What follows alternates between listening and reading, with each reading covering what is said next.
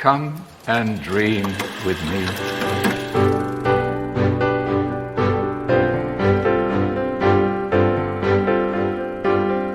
Hello, welcome to this What Do You Want to Watch discussion of the Explosion Network's top 3 TV shows of 2023.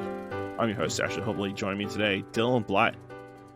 2023 TV DB. This isn't a database, this is a podcast. Oh, sorry. So head over to explosion.com. You can check out all of our best of 2023 content, including all the different lists we've been doing this week, if you're listening to this podcast as soon as it goes up. But yeah, we're going to run through our top 3 shows of the year. But before we get to that, let's run through our full top 10 list, compiled from votes from Dylan, Jacob, and myself. So yeah. Number 10, Poker Face. Number 9, White Lotus Season 2. Number 8, The Fall of the House of Usher. Number 7, Ted Lasso Season 3. Number 6, Shrinking Season 1. Number 5, One Piece Season 1. Number 4, Gen V Season 1. And number 3, we're about to dive into Silo Season 1. Dylan, why is Silo so high on the list? I assume it's because we gave it high points each.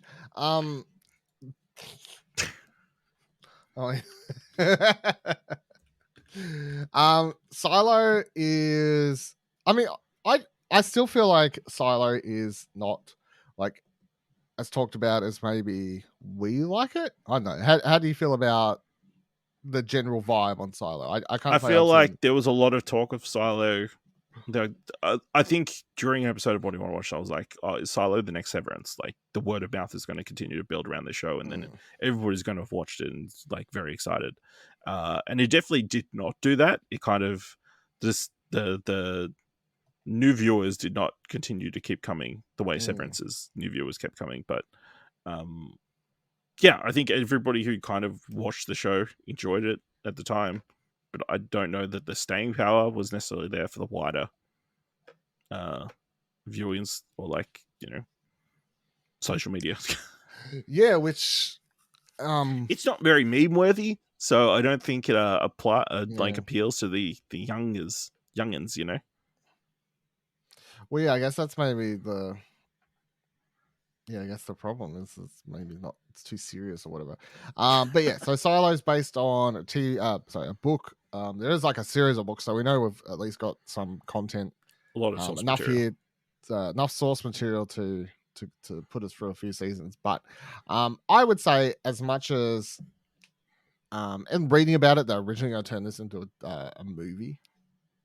Back years and years and years ago, definitely wouldn't have worked as a movie. I think this is much better as a TV show. So, I think as much as we love it, I think it is that pacing of that. Like, so it's like you start the first episode, you're following a character who's a sheriff, and you're like, what's going on? And then all of a sudden it switches, and it's like Rebecca Ferguson's this like mechanic who you're following, and you're like, is she the main character? There is an element of you sort of have to sit for at least those first couple episodes to get your full wrap around like what the show is about and everything. But if you like sci-fi series with big mysteries at the center of them, this is definitely gonna be for you, because that's the crux of this show.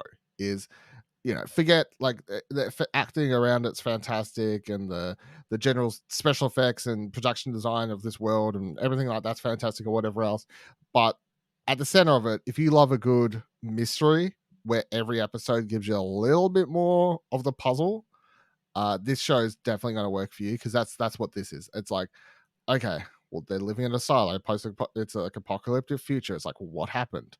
What's happening here? What's the mystery? Why these people? Why these rules? Why did this thing happen years ago? Like there's so many whys. And by the end of the season, you don't get all the answers, which is fine. But I definitely feel like you get an answer to the big one. Well, I don't want to say full answer, but you get enough of answer.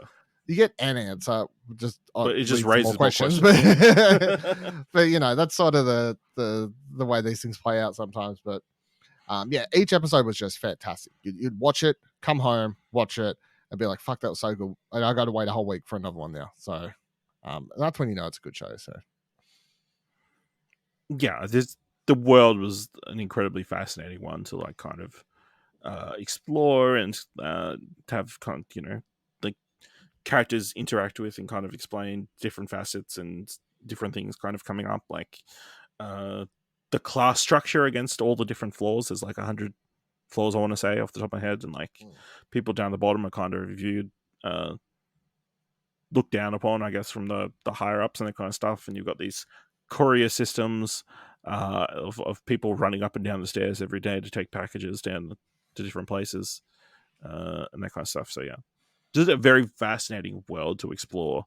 That was, yeah, like you said, enjoyable to watch every single week, and then also like the ongoing bigger mysteries of what's up with the silo, what's up with this hard drive, what's with this giant underground cavern, and the only episode someone throws out something like they say it without any explanation, you're just left to going, what the fuck is that? Like I remember the episode where it's like they introduce like Billings, and it's like, well, he's got the syndrome, and then whenever Bob was explaining it, you're just like, what the fuck is the syndrome? Like, yeah, absolutely. So yeah, so many like tiny little details and that kind of stuff, and yeah, very fascinating. So can't wait for more of the silo. Our number 2 show of 2023 is Scott Pilgrim Takes Off. It's the animated series on Netflix from Brian Lee O'Malley and Ben David Grabinski. I'll say here, spoilers. I'm going to talk spoilers because it's, it's been out long. We're not going to say everything that happened in the show, but I think the reveal at the end of season 1 will kind of, the concept of why this show is so different we'll kind of get into. You mean the end of the first episode? Yeah. In that Scott loses the first fight and seemingly dies. And thus the rest of the season is about characters in the aftermath of Scott's disappearance. And Ramona not believing he actually died and kind of trying to figure out who made him disappear. And kind of in the process resolving a lot of her relationships with her exes and that kind of stuff, was a crazy choice. And a really bold choice, as told by the number of people who were very upset about it not being a straight adaptation. But they're in the wrong, because this is a fantastic series, tackling a lot of the stuff that people have felt about the series in the, I don't know, almost 15 years since the movie came out and the books ended. How like the fandom has kind of changed how it looks on the series and that kind of stuff. Not to say that you can't enjoy this first the movie and the comics as they were at the time, but we all kind of grow up and kind of look at it a little bit differently. So yeah, just fantastically animated, fantastically really good performances. The first episode, I feel like they're going through the motions a little bit once things switch up. The first episode definitely baits you in as like, this is just a straight adaptation. Yeah. But then, yeah, fantastic vocal performances. And just hearing everybody from the movies again is a real delight, especially Chris Evans as Lucas Lee. Incredible. Dylan, yeah, what do you think? You reviewed Scott Pilgrim Takes Off for the website. Yeah. Gave it high marks. I gave it high marks, but I can't remember what I gave it. Really enjoyed it though.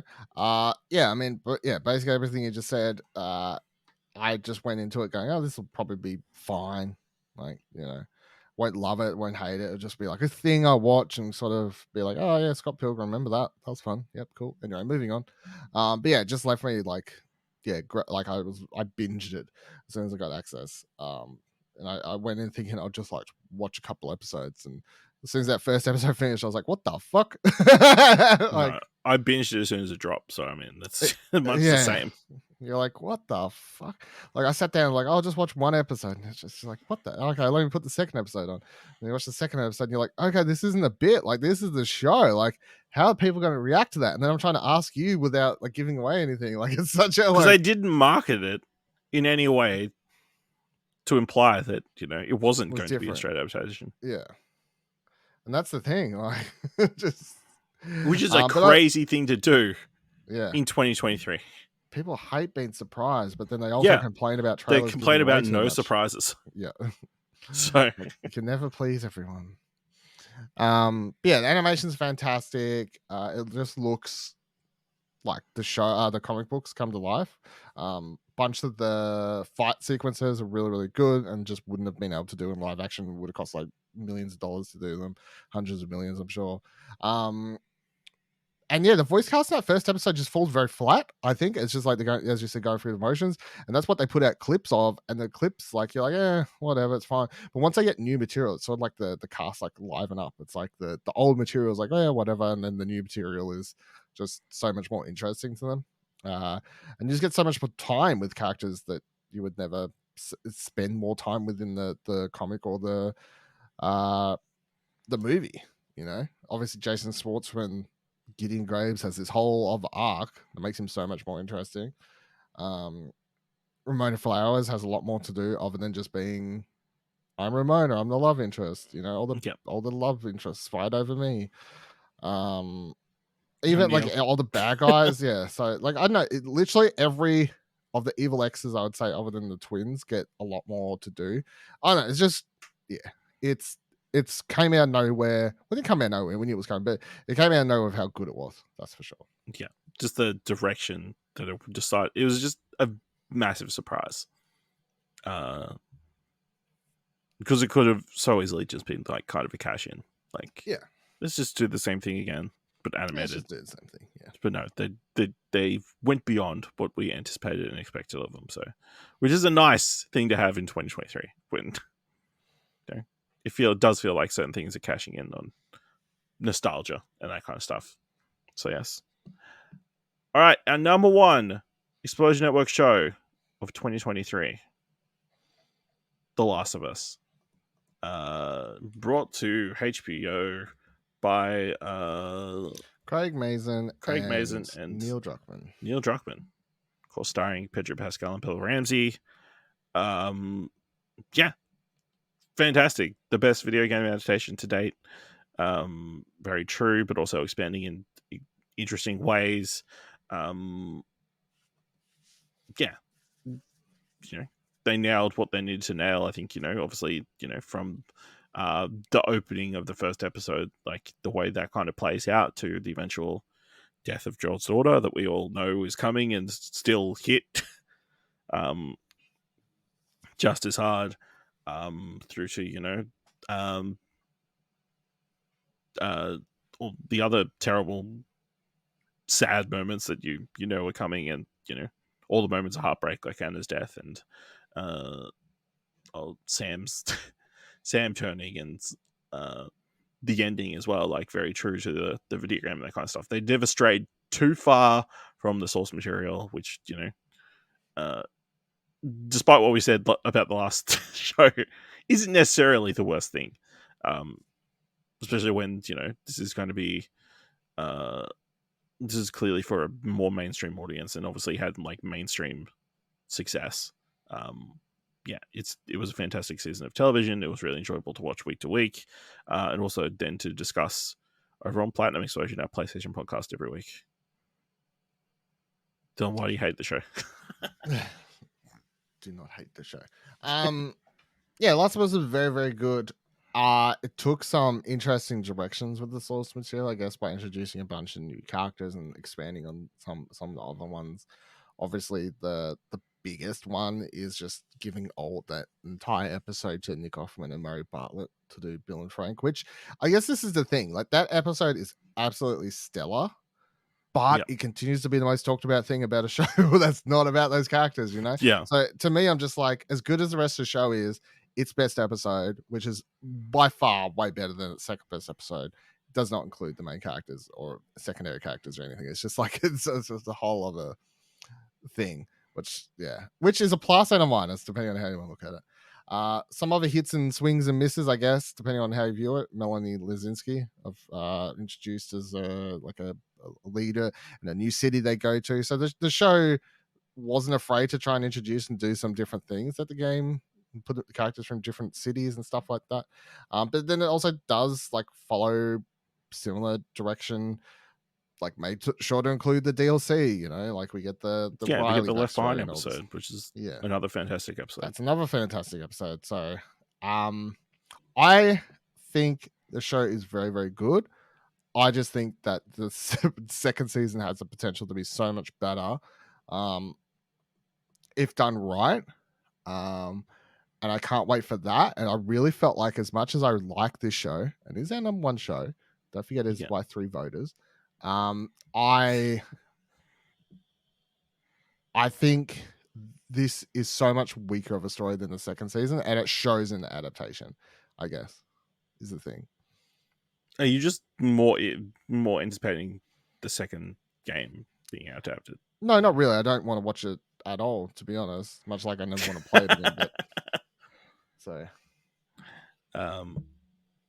no, that's, you know, it's interesting that you're coming at it from that direction, I guess. Like, obviously this is a game that you love and have played multiple times, and like you played the remaster, I want to think, didn't you? Like, the part 1. Yeah. So that, you know, you've experienced it multiple times, and like, obviously, you know, while it does stay true to the game a lot, you know, obviously it is still telling the same story and that kind of thing. So, but yeah, I think there were some really great moments that they nailed, and like, way there's, you know, I think it definitely will be something that plays a little bit different to people who didn't experience the games. And obviously that's really who this show is for. Yeah. Which is fun, and that's good. Which is fine. Like, my parents watched it and they really, really liked it. So like that's that's the success story. And Pedro and Bella are fantastic as well. So, which, you know, helps. So yeah, those are our top 3 shows of 2023, even though that discussion may not have given you the impression they were. Yeah, let us know what you thought of the TV shows from 2023. Let us know by going to explosion.com/Twitter, or jump into Discord at explosion.com/Discord. If you want to help us out here at One and One Watch, leave us a review on Apple Podcasts or on Podchaser. Leave us 5 stars, and equally 5 stars, or just tell people about the show.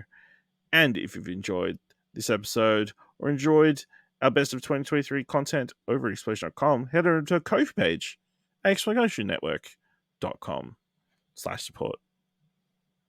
Thank you very much for listening. Until next time, keep watching stuff, I guess.